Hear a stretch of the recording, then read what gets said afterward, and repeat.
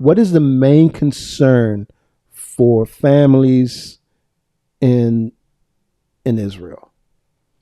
It's that their line doesn't get cut off, right? And that they still get access to the land. Right. Leviticus talks about the land and how it's handled. The year of Jubilee, when that happened, if the land was like outside of the city, I read, then in the year of Jubilee, that land goes back to its rightful owner. So at some point, if the name of the family isn't cut off, then he's going to have to give that land back to said family. And then that could impact what he has to give to his children.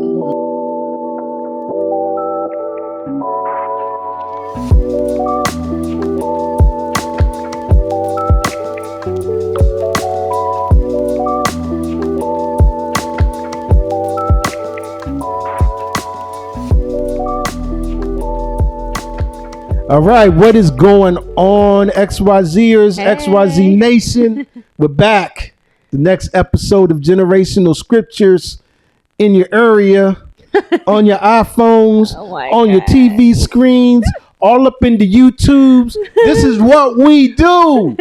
We're also on Spotify, YouTube Music, like other things, other platforms.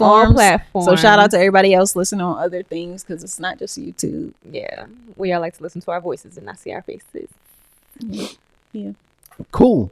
I know everybody's like YouTube, but we posted on a lot of more stuff. We do. And I do need to eventually update our Instagram. I don't know. I was proud of that opening. And then Moyo's Chris, actually, we're not just on YouTube. We're on iTunes and Spotify and all of those other things too. Yeah, you sounded. But you are absolutely right. Yes. Yeah. The beginning had you sounding like, those dads that are like, I'm the cool dad. That's what you said. He is the cool dad. The cool dad. I mean, I don't know why that's funny. It's hilarious. My children might disagree with me. I think even my wife disagrees with me. But I am the cool dad. Of course. I am going to live with that moniker. It's just as cool as your intro. And being the cool dad and talking about intros, I am the latchkeyed one himself, the former X-Man, Chris, all up on the YouTubes. What is in this cup? What's going on, peoples? You are on something We today. here. And next to me, we have... I am Maya. The calm, cool, collected, resident millennial. Yes, for sure. She's got to even out myself and Jasmine. Yeah, I was about to say. Mostly this one. And to her right, I am Jasmine, the microwaver, and together we are Generational Scriptures. Boom. Boom. All right. So... want to do a quick recap for chapter 3? Mm-hmm. Do you want to do? You are the recap. I thought you said I'm going to do a... Nope. That's what I heard. And I was like, oh, wow, okay. No, that's you. Not me. All right. Short, quick recap. All right, chapter so boom. 3. So chapter 3, we have Naomi giving instructions to Ruth to go lie at Boaz's feet because he's going to be at the threshing floor because we're at the end of harvest season. And they're going to go do their little thing, separate the wheat, do all the stuff. And Boaz is going to be there. She knows this for a fact. And Ruth says, okay, she goes out there. She does exactly as her mother-in-law has instructed her. She's laying at his feet, uncovers his feet. That man was asleep. He woke up maybe a couple hours later like, girl, who is at my feet? Like, oh, it's me. You're one of my redeemer, or you are my redeemer. Like, please redeem me now. No, she didn't say all that. But basically, she lets him know. She lets him know that he's a redeemer for them. And he's like, yeah, of course. Like, you are actually doing another kindness to your mother-in-law, to us in general, to this family. And I would redeem you and I will redeem you, but there's somebody ahead of me. that should have first dibs, basically. Right. So I'm a present it to him. If he says yes, you're redeemed. If he says no, I got you. Right. Sends her home with a bunch of stuff. Well, has her sleep there because he doesn't want anybody thinking anything shady happened. Right. And then in the morning, before it's like light, he sends her home with the barley. Is that what it is? Yeah. Barley. A good amount. We don't know the exact number, but enough to fill her little coat. Yeah. Mm-hmm. And then she being Ruth goes and tells Naomi all that happened. Naomi is like, all right, bet. He gonna settle this today. Yeah. We gonna have an answer by the end of the day. Don't even worry about it. Right. And so that's where we leave off. Yep. And so it's just been cool to sort of walk through this progression, right? It really is a cool story. Yeah. Almost like a Hallmark movie. No? Yeah? You think so? We gave you a little giggle. That wasn't enough? No, I want to know. I want to know if it is like a Hallmark movie or not. I think so.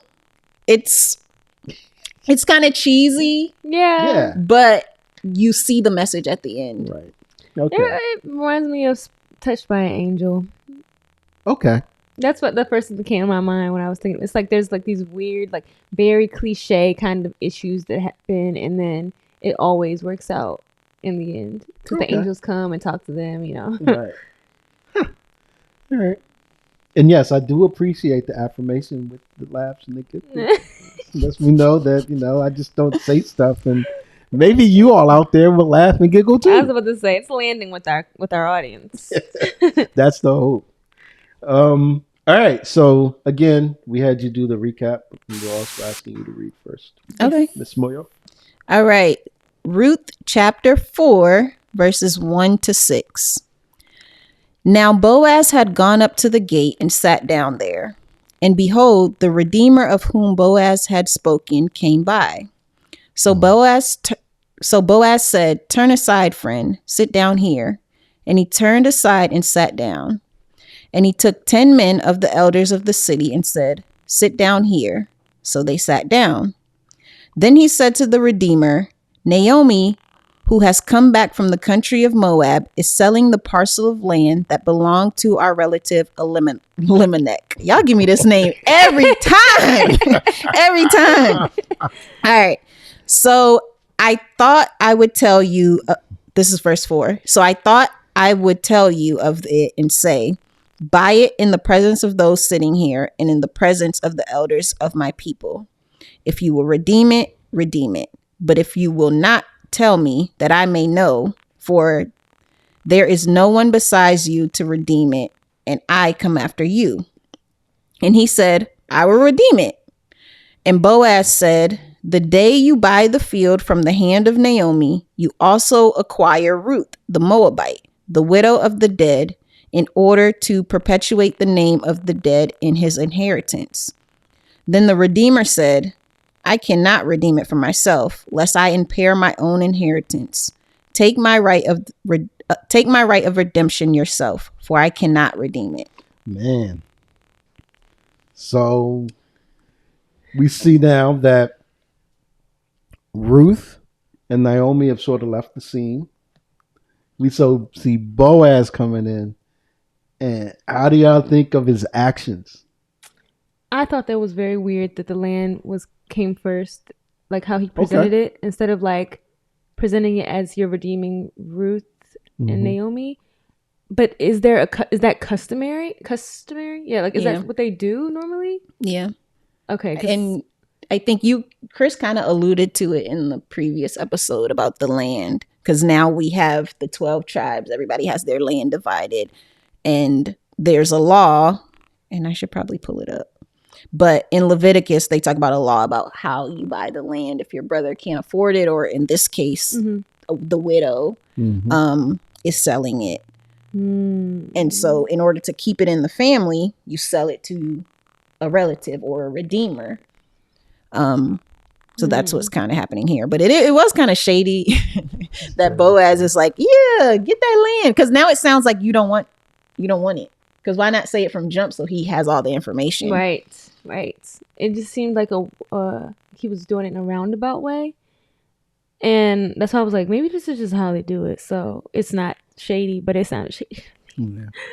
I want to take a step back, if y'all don't mind, because Boaz gets up, goes to the gate. Do y'all understand the significance of the gate? Oh no. So the gate is usually an entrance to the city. Mhm. And I have a picture of it that I'll put in here, just superimpose it somewhere so people can see it. But it's a picture of a gate, not this gate. We don't know if it's this gate or not. But it's really a place for business to be taken care of. Oh, okay. Right?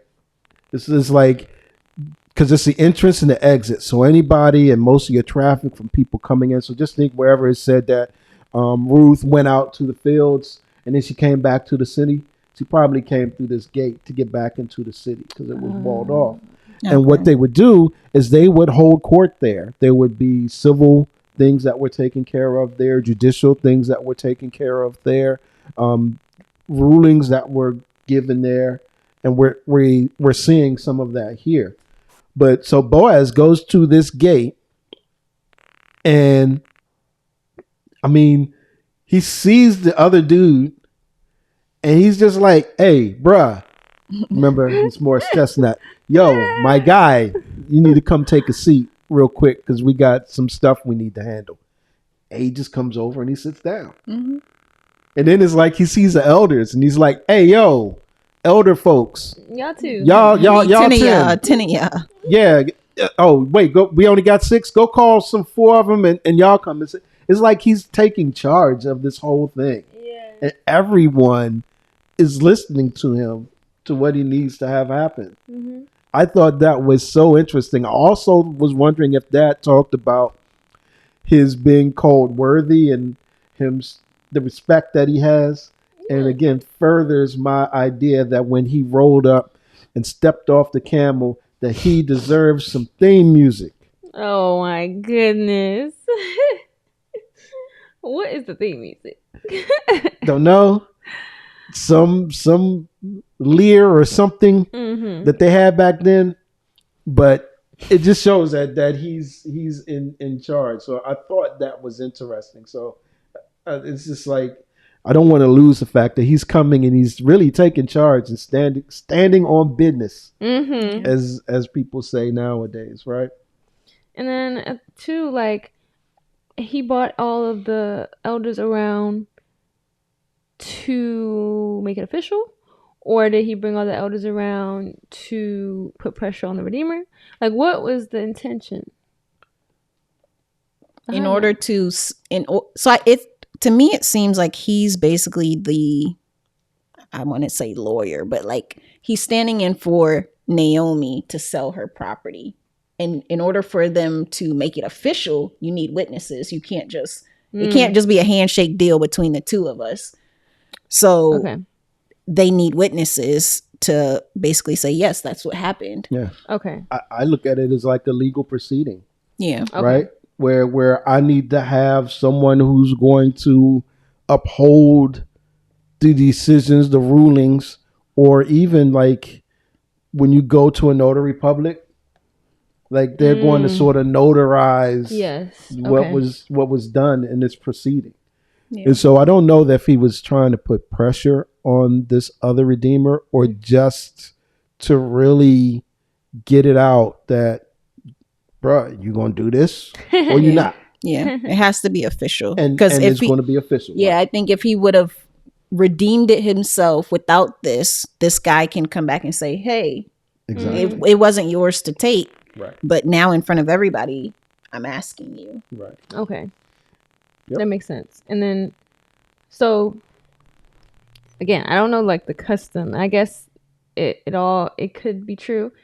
I think it's interesting that at first he's like, yeah, I'll redeem it. And then he's like, but I'll impair my own inheritance once he's informed that, like, this comes with Ruth. And she's a foreign woman and she's lost her husband. And, you know, like, all these other things. Now it will impair your inheritance. Now, which part of that impairs his inheritance? That was a tough one for me to really wrap my head around. But I think it was something to the effect that this is another parcel of land that he would then get. Then he's got to, like the whole levirate marriage thing. So what is the main concern? If we step back, what is the main concern for families in Israel? It's that their line doesn't get cut off, right? And that they still get access to the land. Right. Leviticus talks about the land and how it's handled. The year of Jubilee, when that happened, if the land was like outside of the city, I read, then in the year of Jubilee, that land goes back to its rightful owner. So at some point, if the name of the family isn't cut off, then he's going to have to give that land back to said family. And then that could impact what he has to give to his children. Oh, okay. Yeah. Right.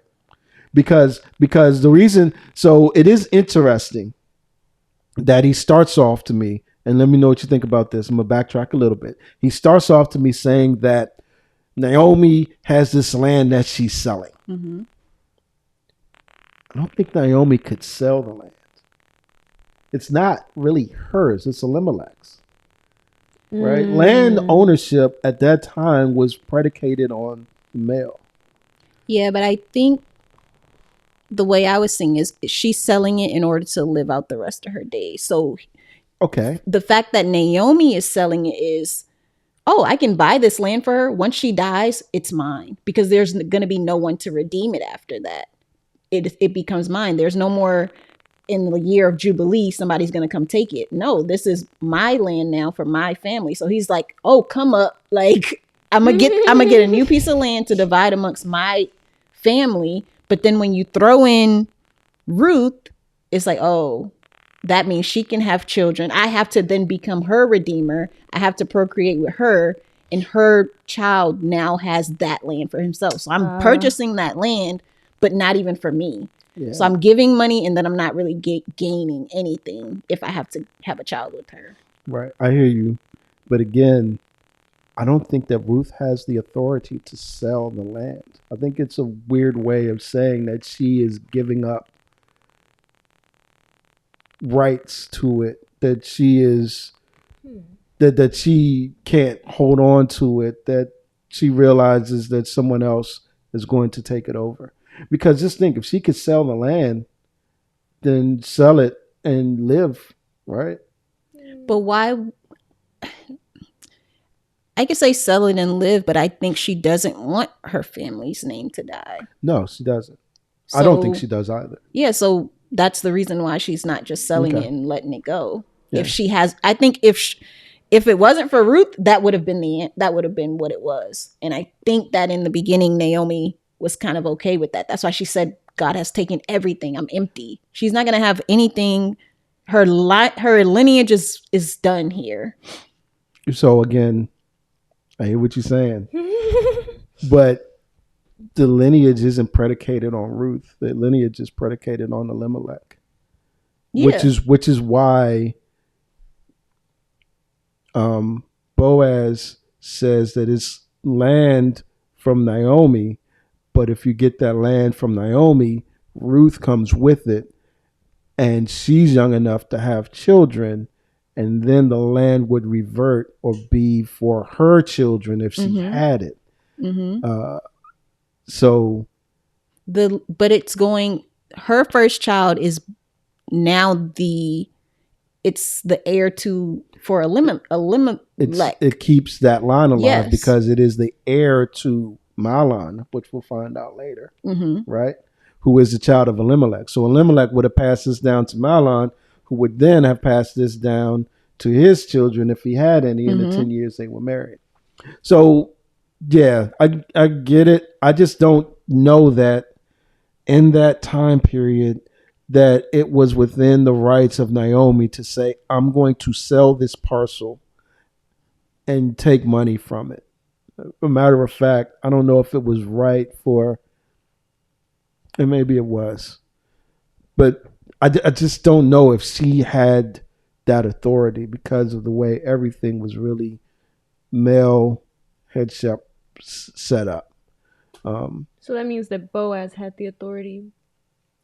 I don't think that he would have. The Redeemer wasn't going to purchase anything as much as just take ownership of the land to use, since he was the next closest relative. Yeah. The other option would be wait for her to die, and then whoever's next gets the land, right? Yeah, but I don't even think he would have had to wait because he doesn't have any power. That's the problem here. So whose land is it? It's Elimelech's land, but Elimelech is dead. Well, it's Mahlon and Chilion's land, right? As they would have gotten it from Elimelech, their dad. Right. But none of them are there, and there are no heirs. Right. So it goes to the Redeemer. It goes to the one who can redeem, but you have to be willing to take on all the. Well, you did eat. This is what else I read that was interesting. And again, he didn't have to take on this if he didn't want to, but it was a matter of honor, is what I read. So it's like, how do you want to be?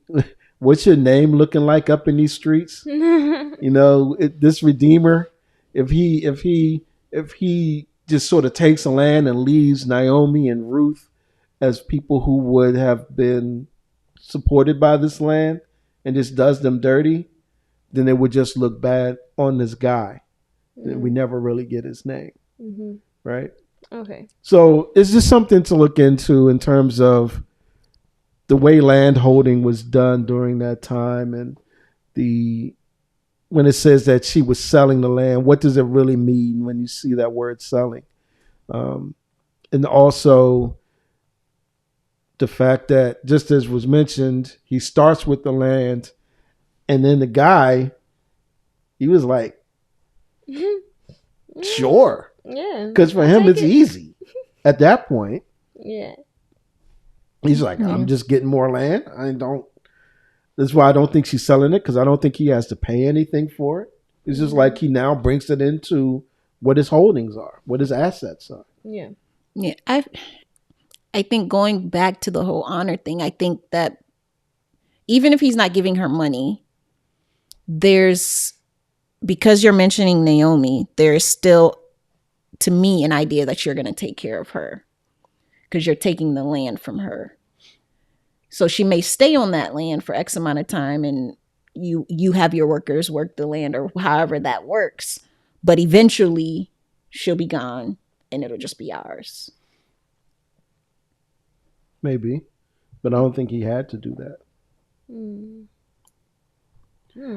I say that because what we've been saying all along is those that were most, I don't want to say in jeopardy, but who had the least voice were widows and orphans. I don't know what rights he would have had, what recourse would he have had if he was like, aside from just putting it out in the streets that this is a bad dude, right? That she would have had legally to be like, no, I should stay here. I don't know. Right? That's why it was important for her when we started. They went out as a family. One, it's interesting, when they started, they had to leave the land in the first place, which is really precious in Israel. So this is a plot of land that I'm using to try and grow and to farm and to live, and it's not giving me anything because there's a famine, and I got to give this up to leave for at least 10 years. I don't know what state it's going to be in. I don't know if such and such up the street took over part of it or not. But as long as I'm alive, I know I can come back and reclaim it. But he dies, Elimelech. And then the people that would inherit the land to make sure that Naomi was taken care of as she aged, because they're her children and will look after her, they die with no heirs. So she leaves with everything. She leaves with the means, although the family's not giving them anything now, but they go to find greener pastures, but then everyone dies. And I think, again, we see she's bitter and all of that. Yeah. And all of that. So It's interesting that Boaz started out with the land. It's interesting that the way he states it is to say that she is selling this land, um, and all of that. I think he did to set up the Redeemer. What do you mean? Set him up. So it's like you get this good deal until you see the fine print and realize that there's other stuff. Yeah. It's almost like a Joseph move, but no one is as good as Joseph. Yeah. Right? He's like, all right, I'm going to set you up. I'm going to tell you this really sweet deal. Yeah. And I've been burned once or twice before. And so whenever I see a really sweet deal, I'm like, nah, it's nothing that good. Yeah, what else is there? There's a catch, yeah. Right? Yeah. And Boaz started off with the really sweet deal. And the guy was like, oh, yeah, really? I'm in. Where's the land? Give it to me. And then he follows up with what the real purpose was, is to take care of Naomi and to wed Ruth, just as he promised. Yeah. Before. Yeah, I agree, 100%. Sound real slick to me. Yeah. So, anything else from there? Any go backs, any retorts, anything that you want to say I was wrong about, Moya? I mean, that wasn't something I really thought about that deeply. I just took it as right. She's selling it. He wants to buy it. Actually, you buying more than just the land, and right. I didn't think to even dig into can she sell it. Oh, there is one other thing that I wanted to bring up, because Boaz, and we sort of talked about it, pointed out that you also acquire. Notice how he names it. He says, the day you buy the field from the hand of Naomi, you also acquire Ruth, the Moabite. Points her out to be a foreigner. Yep. Right? So immediately, if I'm that other redeemer, I'm like, okay, I got to deal with a foreigner. Yes. Right? And then he says, then he says, widow of the dead. Mm-hmm. So now he's like, oh, wait, she's a widow. And I'm thinking that with the dead, and in order to perpetuate the name of the dead and his inheritance, means that, she was married to an Israelite, which gets us back to, I got to give the land back. Mm-hmm. So he is looking at it, as we talked about before, like the levirate marriage. Like any children you have with Ruth will be to further the line of Elimelech, mm-hmm. and make sure that his name is not erased from, Israel. Yeah. And it's just supposed to be the first child you have, right? I think so. Yep. I believe so. Okay, the first male child. Yeah. Because that's how everything would go forward. So anything else on those verses? Mm-mm. Next up. All right. That's you. 7 through 12. Ruth chapter 4.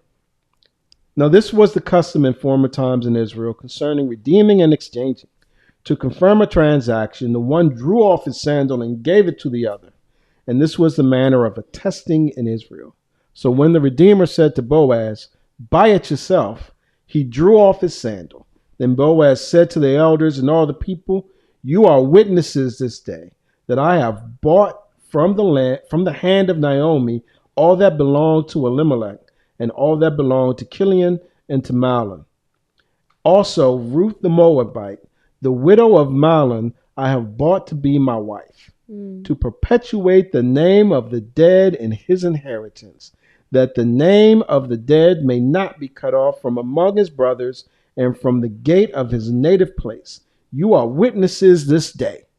Then all the people who were there at the gate and the elders said, we are witnesses. May the Lord make the woman who is coming into your house like Rachel and Leah, who together built up the house of Israel.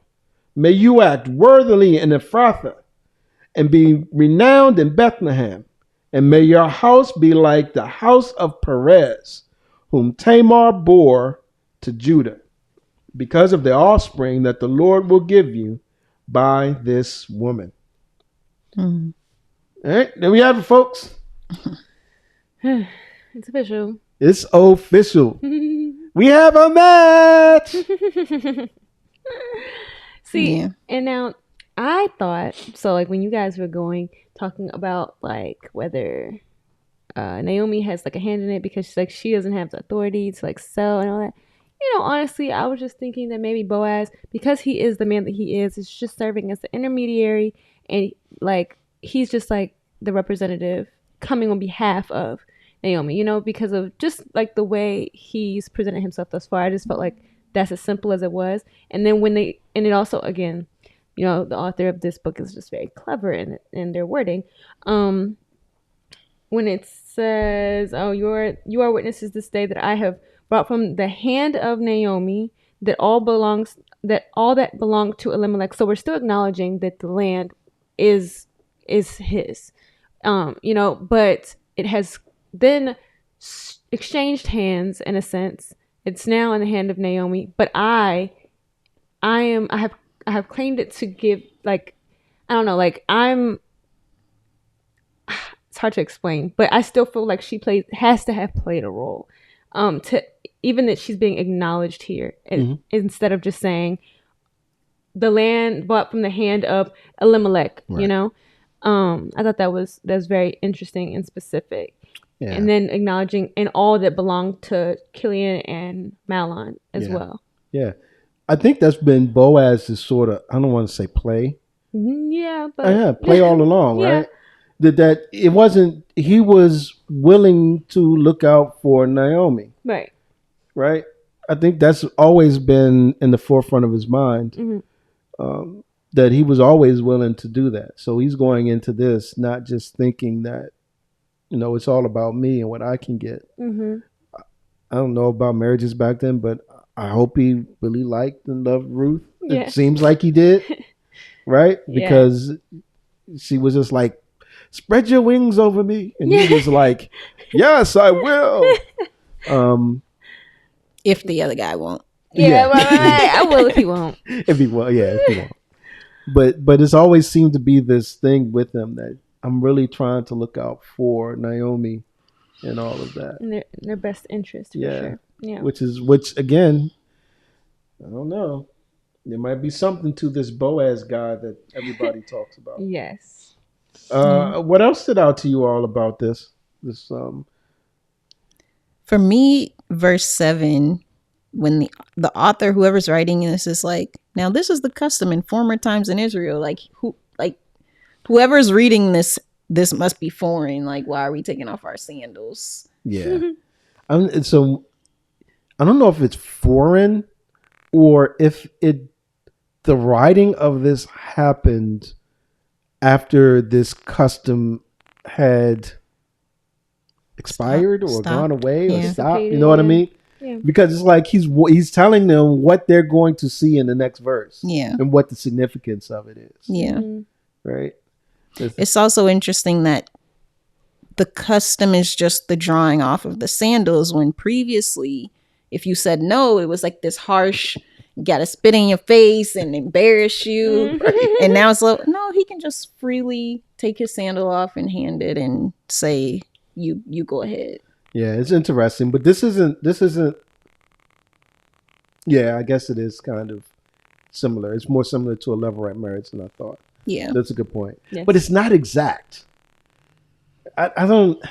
Is it though? I mean, is it exact? Do you think it's an exact? I don't know if it's levirate marriage exact, but actually, no. I feel like it might be exact because in the order of the levirate marriage, you start with brothers, right? Then you go to like cousins, and you kind of keep going down the line until somebody says yes. Okay, right. And so in this case, we don't know how he's related, but it's still the honorable thing to do is to carry out. Yeah, and maybe it's because, it's Boaz asking versus Ruth asking. Maybe that's the difference. Boaz don't want to spit in your face. He wants the girl. Like he wants the land. He wants the stuff. I just want Ruth. Yeah, so it could be that I'm not that pressed. Actually, you saying no is helping me, so why would I make it a dishonorable thing? Yeah, that's a good case because they didn't follow the law explicitly at that point. And if we take the Torah, and this is written after the Torah, right? And the Torah is written as they get ready and are getting ready to go into the promised land. They have the law. Yeah. So I don't know why they didn't do it. And maybe that's why he's telling us this was the custom. Mm-hmm. So don't think about that one that you probably have in your mind. Think about this. Maybe. This is just an agreement because he's saying of a testing in Israel. Like you draw off your sandal and give it to the other. So you can do this. This exchange can happen. And this was something that was written in the law. So not necessarily that you have to follow the one that we kept reading from Deuteronomy or from Leviticus, but that this is also one of the laws. You can freely give up your redeemership or like your right. Well, also but he says, now this was a custom in former times in Israel concerning redeeming and exchanging. Mm-hmm. Then he says to confirm a transaction. Yeah. The one drew off. So maybe this was looked at more of, and again, they're so closely tied, but more of confirming a transaction, confirming the nearer redeemers not wanting to take on this land and everything that comes with it, but the land is the focal point.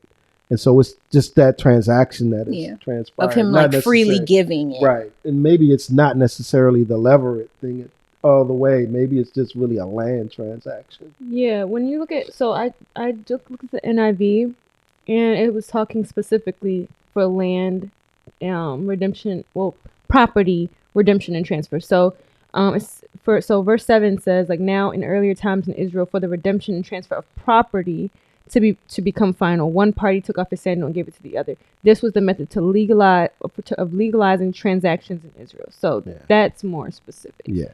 So maybe that's why we don't see some of the other things called out, like the levirate marriage, because it was really a land thing.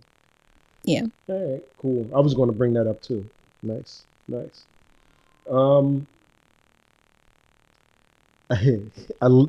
you all like when he was like, "You are my witnesses"? Mm-hmm. It made me think of the LeBron campaign years ago, like "We are all witnesses" type of thing. Oh my God, I missed that.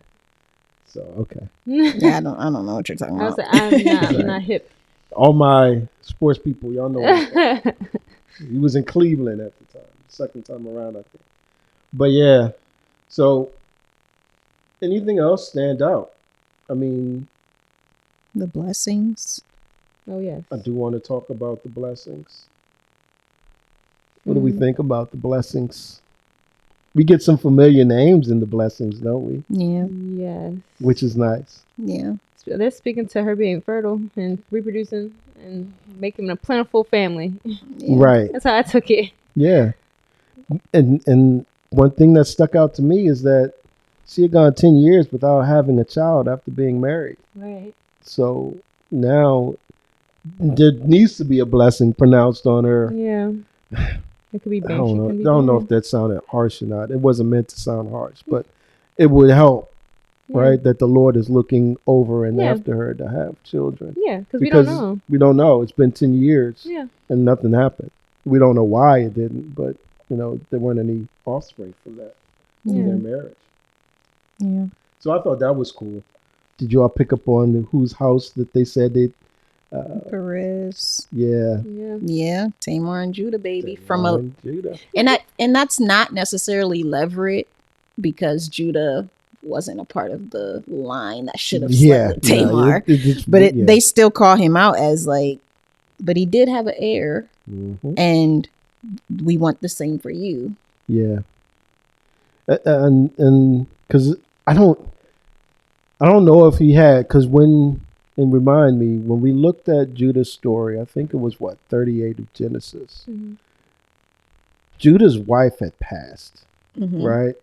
So at that point in time, when we meet up with Judah and he's doing all of the shystiness he is, I'm pulling all the shenanigans. I thought you were going to say shenanigans earlier. I was like, she's pulling out like a Gen X word. But when we look at all of the shenanigans that and that Judah did, it's because it's after his wife had passed. So I don't know if he had and got married again or had any more children.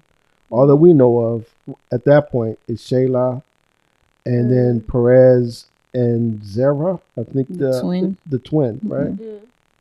That's all. So we don't know if there are any more. But it is interesting that they call out Perez like his name or his family had grown to have some sort of renown. I wonder if it also has to do with like this young girl marrying this old man. Yeah. Like, hey, maybe because Judah was much older than her. Yeah. So, but still fruitful. I don't know. I'm starting to take offense to you. Keep calling them old. You think y'all the age mates? Like, I don't know. Because I keep equating them to Morris Chestnut. Morris Chestnut and I are the same age. I keep feeling like, I mean, you're throwing some shade well, at look, me. I'm not trying to. They was throwing the shade because they specifically they said the Lord will give you by this young woman. They're acknowledging that she's young versus his tenured experience in life. Okay, his 10 years experience in life. Oh my goodness. Nah, I agree. That is another good relationship. I think could be an age thing as well. Yeah. Could be an age thing as well. I have nothing else for these. Yeah, okay. Me too. Other than one thing to point out is that at this point it wasn't just the elders and the Redeemer sitting there. Whomever was walking back and forth, probably some of them also gathered around to see the proceedings and see what was going on. Oh, yeah. That's why he calls out the witnesses. You are all witnesses. Or he says something to the fact of, I'm trying to find it. Then all the people who were at the gate and the elders said, "We are witnesses." Yeah, that's an interesting point as well. So this was out in the open for all to see, and again, the elders. It was notarized. It was a legal proceeding. Mm-hmm. Yeah. All right. So next up, we've got verses 13 through 16. 17. 17. Thank you. Chris, we're gonna have to switch though, because I'm not reading all these names. I'll read the last name. Thank you. Appreciate it. You trying to set me up. I didn't realize that. I'm glad I missed that. Yesterday. I meant to text it. So, okay. All right, Jasmine. I am ready. Okay. This is Ruth chapter 4, verses 13 through 17. Okay. So Boaz took Ruth, and she became his wife. And he went into her, and the Lord gave her conception, and she bore a son. Then the women said to Naomi, "Blessed be the Lord who has not left you this day without a redeemer, and may his name be renowned in Israel. He shall be to you a restorer of life, and a nourisher at your old age. For your daughter-in-law who loves you, who is more to you than 7 sons, has given birth to him." Then Naomi took the child and laid him on her lap and became his nurse. And the women of the neighborhood gave him a name, saying, "A son has been born to Naomi." They named him Obed. Mm-hmm. He was the father of Jesse, the father of David. Wow. That's so crazy. So now we have Ruth sort of step off the stage. Yes. Now we have Boaz do his thing in court, and he stepped off the stage. Mm-hmm. And now we're looking and focusing on after the marriage and talking about them having a son, on Naomi and what's happening with her. So, anything stand out to you all in these verses? The restorer of life is okay. Just to make sure I understood that correctly, they're saying that the restorer is the child, right? Or is the child, the redeemer? Mm-hmm. Which one is, or is it both? You're saying when it says he shall be to you a restorer of life. Yeah, and right before that, who has not left you this day without a redeemer, and his name may be renowned in Israel. He shall be the restorer of life. So we're still talking about the child, right? I believe so. Okay, I had to make sure because I thought that was interesting Mm-hmm. that the child is being considered a redeemer. Yeah, because he is the one whose field it will be once he gets of age. He is the one who continues the name of Elimelech in Israel. Okay. That child, Full because circle. the child that Boaz has with Ruth is not Boaz's child; Right, it's Elimelech's child. Right. Ah. Okay. Right? Okay. Got it. Or is it Elimelech's or is it Or is it Mahlon's? Mahlon's Yeah. child? You're right. But But either of way, that clan. that same. Yeah. Okay. Got Right. you. That makes sense. I was like, who? How the child didn't got the glory? We're not talking about Boaz anymore. Yeah, no, Okay. it's a kid. Yeah. Okay. It's Obed. He's a man now. He's going to get off of a camel one day to theme music. No, seriously, because he's the patriarch of a very renowned family. Yep, exactly. Yeah. Also note that here the author is very direct in letting us know when stuff is happening, right? Conjugal stuff is happening. Not like she went and laid at his feet or she did this. This Very is direct. specific. You Yes. know what happened, Yes. right? So I think if the author, even at that time, wanted to be more direct, they would have. Mm-hmm. Right, so there's no need to read into that what some others would read into Sure. into that passage, into those couple of verses. And my comment about Ruth being like better than having sons or just as good as having sons stands here because where is it where it says as good as seven who is more to you than 7 sons. Yeah. See, I'm telling you. Yep. That was interesting to me because I'm like, what do you mean? What do you mean, like 7 sons? 7 sons is the fullest of sons. 7 is the number of completion, right? Yeah. It's this number of fullness. But we're saying Ruth somehow, I don't know. I'm not convinced. What? I'm not What do you mean convinced. convinced of? If she had 7 sons, unless all her 7 sons died, and now we're like, oh, yeah. No. But to me, if she had 7 sons, that's more security for her. That's more people to kind of like. But they're saying Ruth alone was able to give you that security. Yes, Right. Exactly. She's better to you than if you had 7 sons. So it's like they're setting up I don't know what the correct word is, like Analogy? I don't even know if it's an analogy, but more like a circumstance or a situation. Like if I were to compare these two situations of you having, even if it wasn't 7, but to the fullest of the full of what a son should be, She still a gave you more. complete son, Yes. she would be better than that. Yeah, And I think that's sort of I want to say hyperbole, but they're big upping her, they're boosting her up because of what she represents to Naomi after having this kid. Absolutely. Yeah. Like, come on now. Wait, Jacob had how many sons? And come on now. How many He only liked the one. Right, exactly. So, But was that his fault? Or was that the son's fault, or was that his fault? That's where I'm like, y'all be doing a lot with these kids. We gotta stop it. We need to stop. I literally looked at it like exactly like that. Like, okay, 7 sons. I said, okay, 7 is the number of completion. Okay, so we're talking about like the best you could have, right? Imagine that they do everything they're supposed to do, that they filed the oldest actually upholds his responsibilities, that everything is perfect, right? Imagine that. And then you have one daughter-in-law who gives you all, like, gives you your son, gives you wind up getting, you have land, you have everything. Like they were plentiful. They had a lot during the harvest. Like you have everything in this wrapped up in one. Yeah. And there's one other thing that I would piggyback on that. Because I like that, and that's well stated, and that's exactly what I was thinking. But something else just came to mind. Your sons were supposed to look after you, right? Yeah. Honor your mother and father, that your days may be long. Well, Ruth didn't have that obligation. Right. So I keep reading where it talks about Ruth showing this word called this Hebrew word chesed. Chesed. That's how you're supposed to say. You gotta get that, right? Yeah.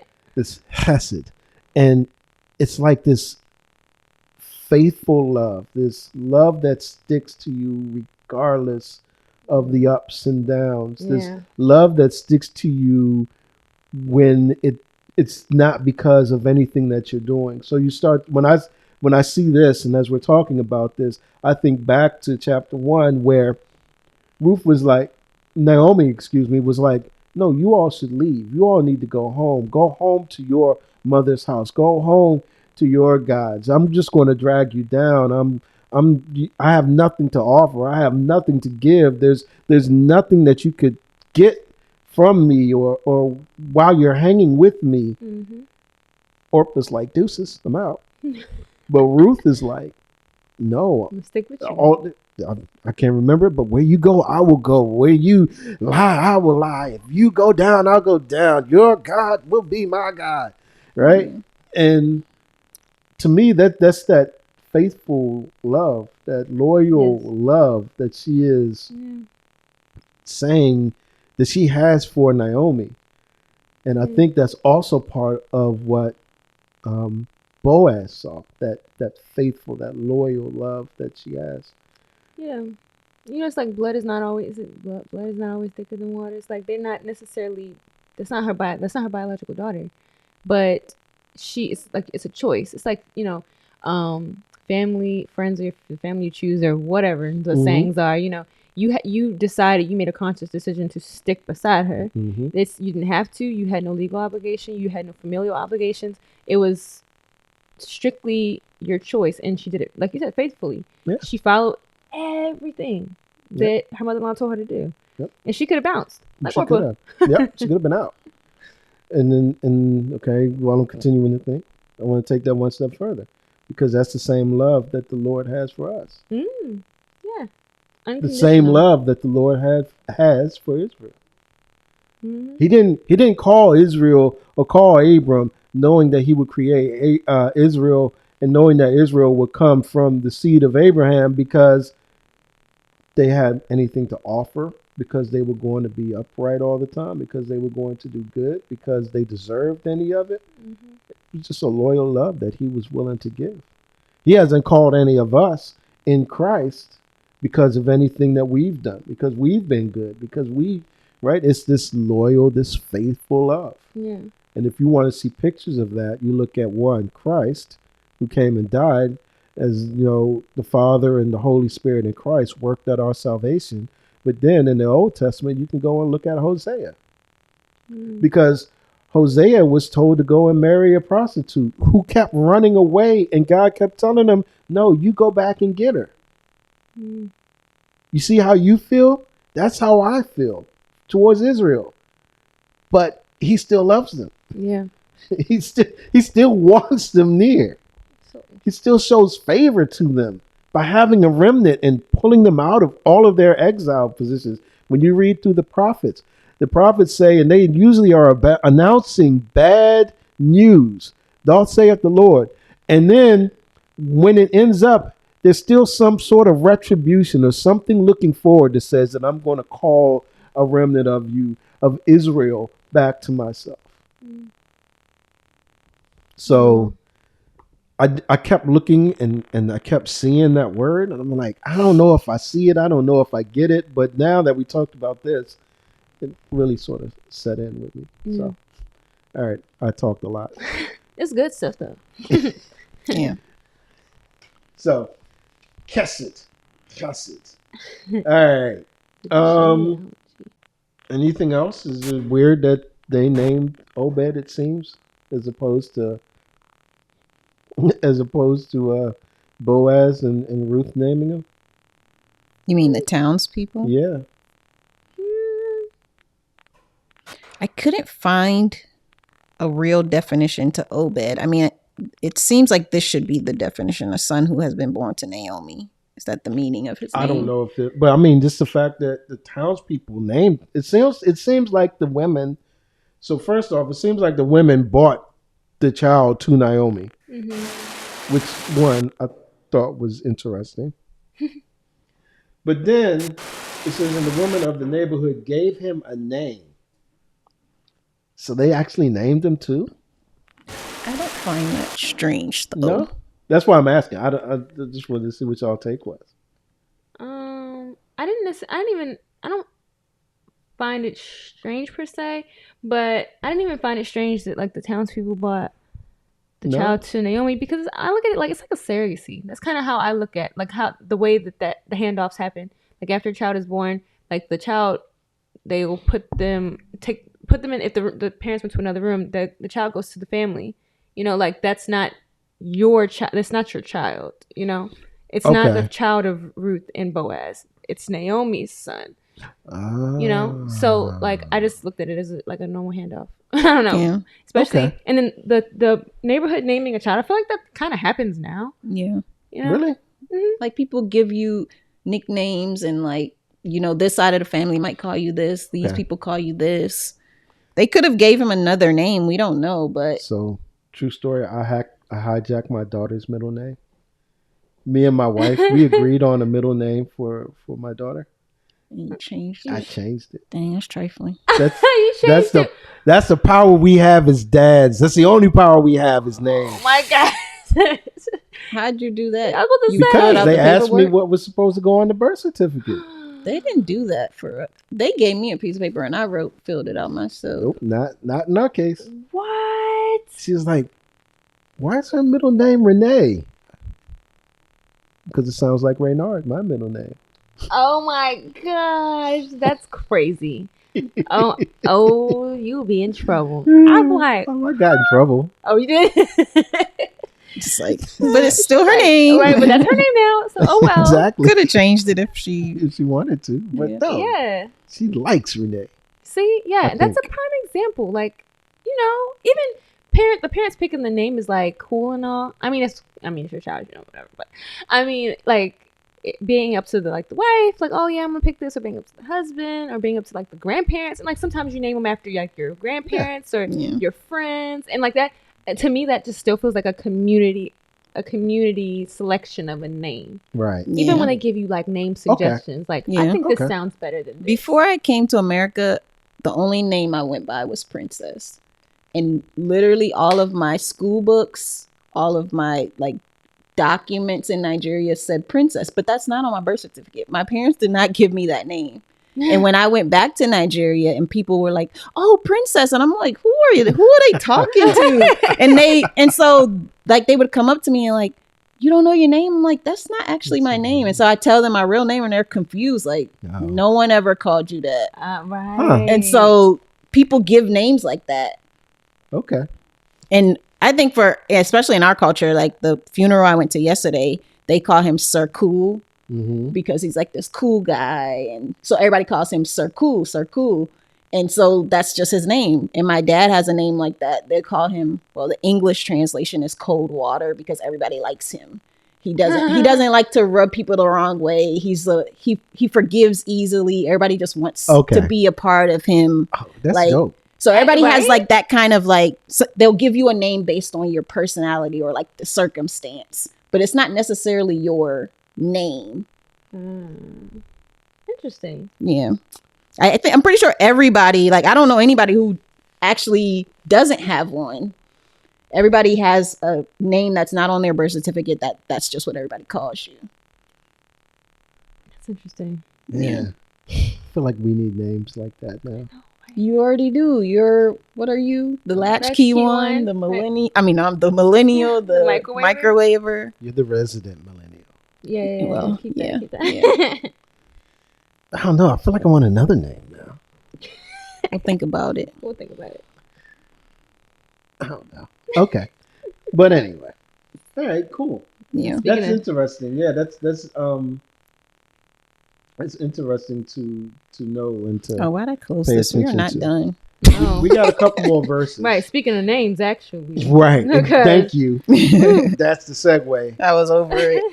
So next up, we've got Ruth, chapter 4. Before you go on, in the beginning, Naomi talked about how empty she was, and she's finally like, I'm not empty anymore. Like we're finally, and the people are like, hey, God did not leave you. He never left you. Like they wrote Blessed be the Lord who has not left you this day without a redeemer. So it's finally something that she can grasp, and she no longer feels empty. And they don't talk about, I mean, they also talk about how even the whole Ruth being better than sons, it's like, you thought you lost so much, but you gained this, right? So much, right. Yeah, so yeah, that's a good, it all came back together. That's a good one.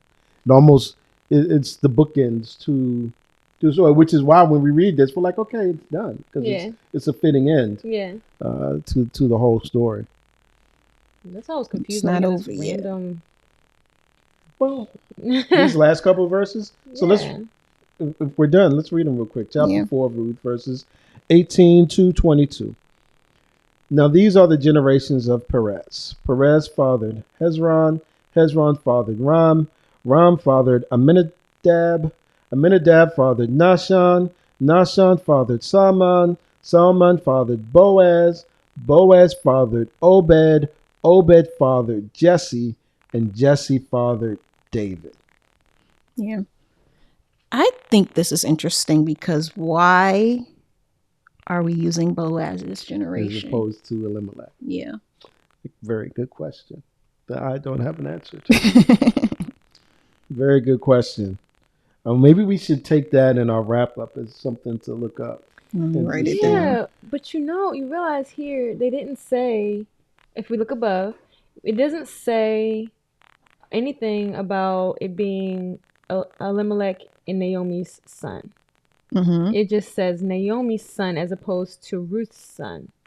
So maybe that's a little clue we can look into, because I was also thinking, like, isn't it so, for example, right, with this Tamar and Judah, so if Tamar had a son with Shelah, it would have been the son of Tamar and or Onan or right? That was the first, that was who she married.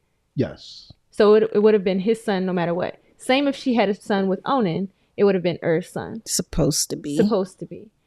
So, but in this circumstance, we have two separate people. So, like, that's, And I wonder if it's, again, back to, this is not traditional levirate marriage.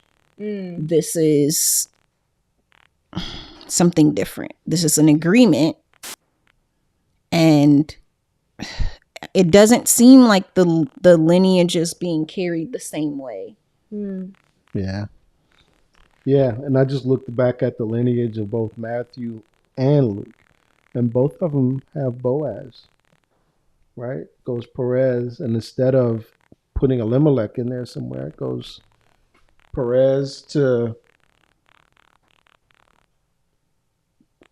backwards. Hezron to Aminadab to Obed. Yeah. Jesse, David, right? So, yeah, it's interesting that they did not put Elimelech's name in there. That's really interesting. So his lineage still kind of died. So does it go back to what you were saying about her not actually having the right to sell the property? I really don't know. And I don't want to speak where I'm not really sure of. We'll look into if we ever see Elimelech again. Yeah, we need to look into that and to see why. Anything else with this generation aside from the lack of Elimelech's name? Yeah, and I wanted to say that the redemption of all of them then leads to David, which eventually leads to Jesus. But then now I'm feeling like this is a Boaz story now versus a Ruth and Naomi story. I'll do you one better. It leads to David, who is the king that God chooses for Israel. Right? Because remember, they had Saul before David, and Saul failed. He fell, F-E-L-L, and he failed, F-A-I-L-E, right? Yeah. To get to David, and there's a couple of things with that. One is if we go back, and do you all remember what was the blessing that was given by Jacob to Judah? and it talked about the scepter. Oh, shall not depart from you. It doesn't depart from him.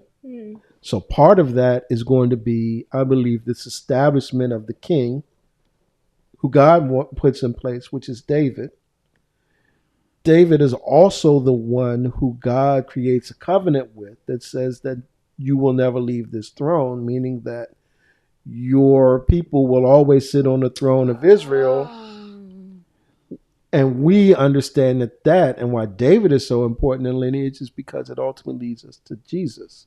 And all of this is through the line of Judah, who has the scepter. Yeah. Right? Mm-hmm. So I think this serves two purposes. One, it calls and sort of foreshadows the coming of Jesus, but it also bridges the gap between the judges and the king that God's going to choose to ultimately represent him as the leader of Israel. That's so cool how everything intertwines. Mm-hmm. That's wild. Yeah. And this is so close, though. David probably knew Obed. Could have. It's just a grandpa. Yeah, he probably did. You're right. It's just they're just one generation removed. Wow, that's good. I still, I mean, only for me at least, the only interesting thing was that Elimelech wasn't in there. But I guess I can kind of see why we have a little bit of like a peek into what is to come by having that piece at the end. Because I was like, this is random. Yeah, I mean, it really is a bridge book. I think we started off saying that because it takes us from Joshua is coming in to the land. Judges is after Joshua dies in a couple of generations. Now it's how the land is ruled and maintained and who is the champion for these different tribes of Israel. And the fact that Israel, and we do it too, right? Israel kept turning from God and worshiping idols and putting themselves in difficult spots. And they would then eventually cry out for someone to be a champion for them, and God would give them that champion, and they'd be good for a while, like, yay, God, woo-wee. And then next thing you know, they're turning to some other idol. And it's just this cycle that goes over and over again. Yeah. And it's to the point now, be quiet, Cassie, to the point of now where, he's going to establish a king. And Israel's going to have to learn through that too, because the first they're going to be king, who is the one who looks like a king. He's tall. He's supposed to be handsome, right? But he fails miserably to the point where, the spirit, his anointing is taken away from him. And then God goes out and he tells Samuel to anoint David as to be the next king, who will be the right king. All right. Yeah, it's good. Anything else? This was good. I actually really enjoyed Ruth. Yeah, as a book. I did too. This was a good chapter, and we will do a recap of it. So stay tuned for that. We're going to do a recap of Ruth. But until then, this is Generational Scriptures signing off. Don't forget to do all the subscribe, subscribe, comment, share. Thank you. Yeah. So you get the notification bell. Ding. Yes, hit that too. But yeah, and any comments, anything that you heard, we love to hear from you. Yeah. So stay tuned for the recap, which is going to come at the ending after Jonah, right? Yep. We'll do the recap after Jonah. I'm excited. Jonah's next. Start reading. Thank you. Jonah is next. Yep. And with that said, we're Generational Scriptures and we're out of here.